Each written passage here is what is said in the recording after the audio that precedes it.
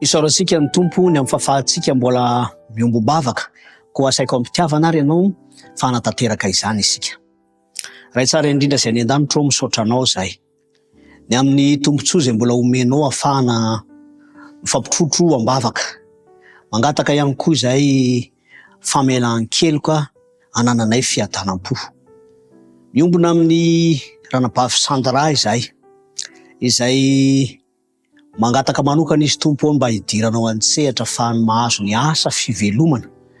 Amahana ihany koa ny mety endrika olana ara-bola rehetra. Koa matoky izany fidiranao an-tsehatra zany izahay ho an'ny mpanomponao. Ary omemboninahitra ny tompo ny anaranao izy kosa dia ahita fifaliana. Tonoina ny vavaka ao amin'ny anaran'i Jesoa Kristy. Amen.